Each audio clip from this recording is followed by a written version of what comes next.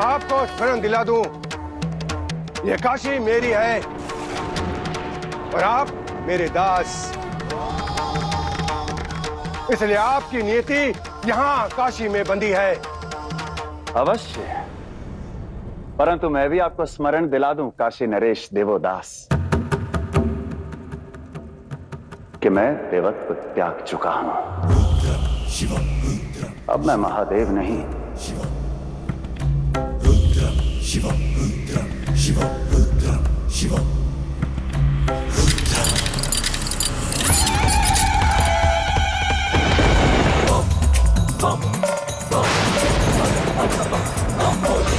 मेरा विचार बहुत सरल है, क्योंकि इस समय देवी पार्वती के हृदय में प्रेम नहीं है, क्रोध की ज्वाला धधक रही है। मैं केवल यह चाहता हूं कि मैं किसी प्रकार इस बस्ती के भीतर प्रवेश कर जाऊं। बस एक बार प्रवेश किया तो उनके समीप आने का अवसर भी प्राप्त हो जाएगा। बस इतनी सी समस्या। देवी और बस्ती के मन में प्रवेश करने का एक ही समाधान है महादेव। सिद्ध कर दीजिए कि आप उनके पक्ष में हैं। यही तो समझने का प्रयास कर रहा हूं कि कैसे करूं।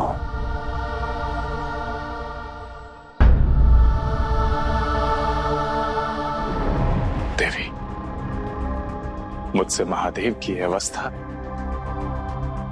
देखी नहीं जा रही है। यदि इतनी ही चिंता है अपने महादेव की, तो उनकी शक्ति को कैलाश क्यों त्यागने दिया?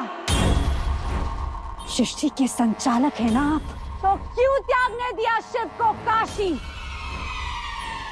क्यों आपकी सृष्टि की तनिक सी उथल पुथल भी शिव परिवार को छिन्न भिन्न कर देती है? आपके महादेव तो भोलेनाथ है ना, परिवार से पहले सदैव उद्देश्य को रखते हैं। किंतु कब तक एक परिवार की रक्षा और एकजुटता का भार एक नारी उठाती रहेगी? कब तक पुरुष उन्मुक्त होकर अपना उद्देश्य निभाएंगे? स्त्री को दायित्व की दुहाई देकर उसे बांधे रखेंगे? पुरुषों के विकार अब आप पुरुष जाने। मैं केवल अपने पत्नी होने का दायित्व निभाऊंगी, उन्हें और कष्ट नहीं झेलने दूंगी। शिव है वो, कोई साधारण व्यक्ति नहीं। उन्हें यहाँ से लेकर जाइए, अन्यथा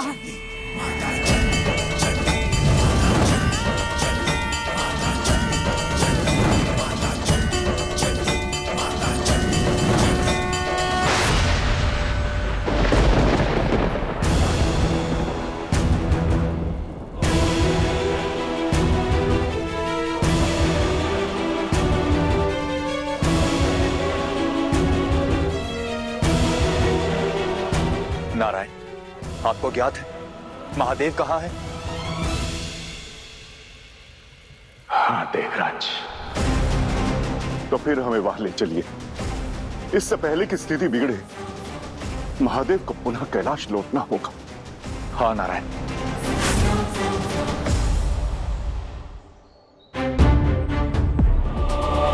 प्रभु, हमने कितना ढूंढा आपको, संसार का कोना कोना छान मारा। यदि नारायण ने पहले बताया होता तो ये स्थिति उत्पन्न ही नहीं होती। अब बताइए प्रभु, क्या करना है? कैसे बचाया जाए इस सृष्टि को? आपको क्या लगता है कि मैं यहां पर सृष्टि की रक्षा के लिए आया हूं? नहीं,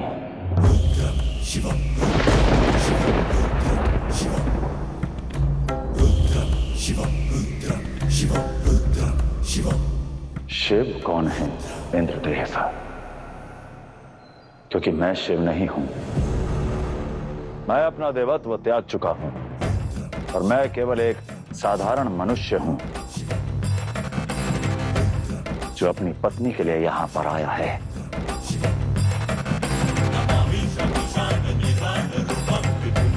और आपको कब से सृष्टि की चिंता होने लगी? मुझे ज्ञात है इंद्रदेव कि आप इस क्षण भी केवल अपने सिंहासन के लिए चिंतित हैं। और कुछ नहीं।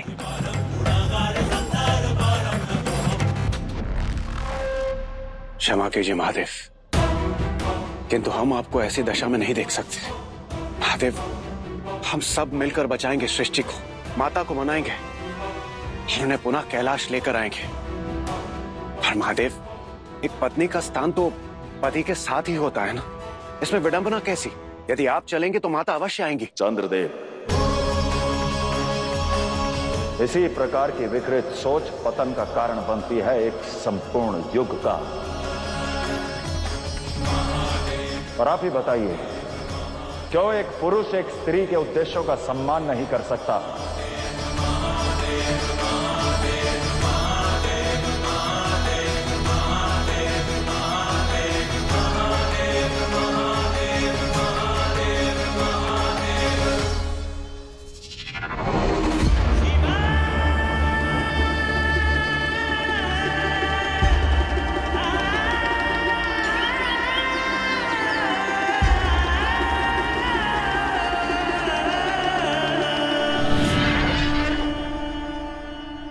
स्त्री सम्मान का पाठ सबको सिखाना होगा नारायण। अपनी अर्धांगिनी को अपनी संपत्ति समझने का विकार केवल मनुष्यों में नहीं, देवताओं में भी पनप रहा है। इसलिए अब एक स्त्री और अर्धांगिनी का वास्तविक अर्थ सबको समझाना होगा।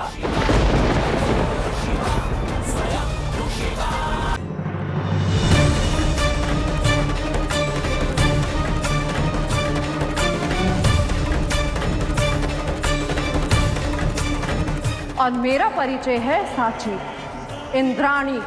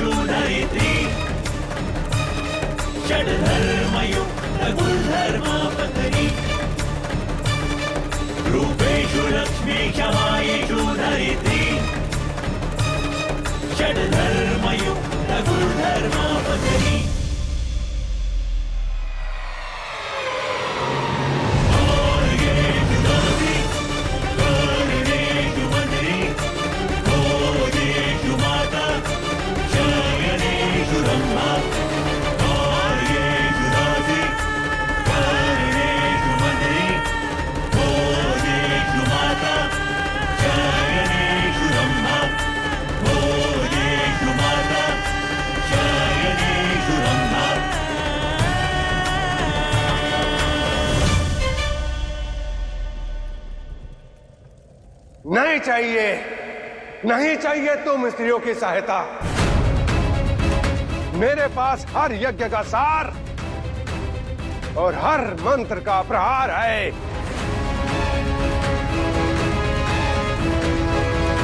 साक्षात ब्रह्मदेव मेरे दास हैं।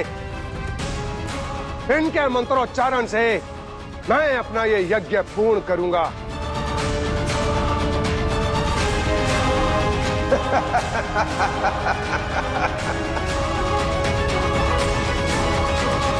जब कंठ में वाणी ही नहीं होगी तो मंत्र के उच्चारण कैसे होंगे?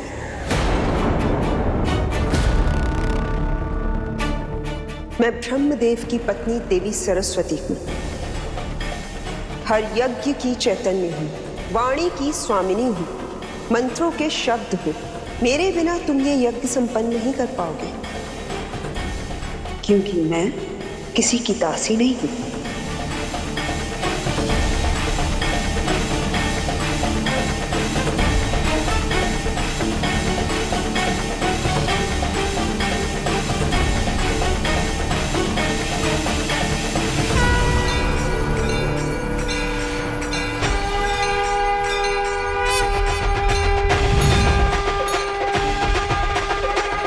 गिरिनन्दिनी नन्दित मेधि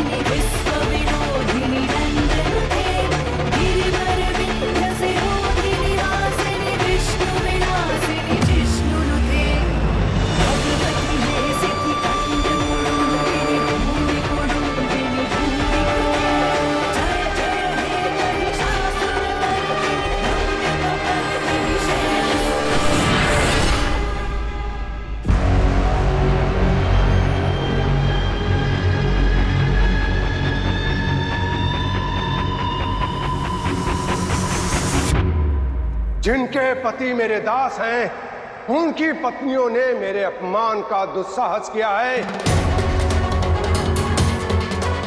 इस दुस्साहस का मूल्य उन्हें चुकाना पड़ेगा। मेरी काशी में मेरा ही अपमान, इसका दंड उन्हें मिलेगा। इस काशी का स्वामी मैं हूं, शेष मेरे दास हैं। फिर चाहे देव हो या उनके महादेव।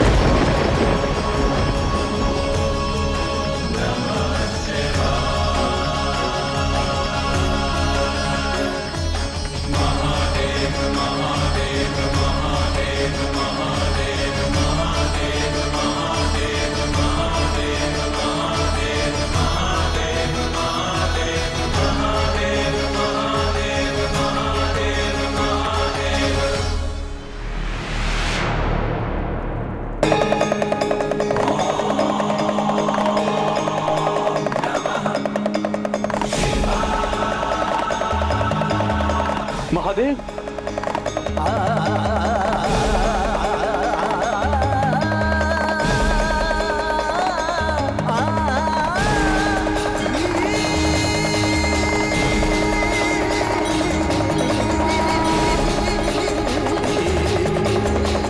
मुझे आज्ञा दीजिए काशी नरेश,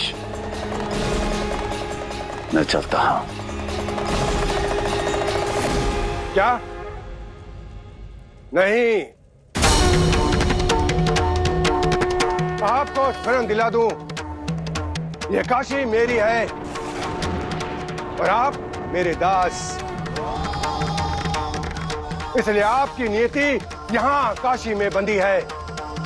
अवश्य, परंतु मैं भी आपको स्मरण दिला दूं काशी नरेश देवोदास कि मैं देवत्व त्याग चुका हूं। अब मैं महादेव नहीं, शिव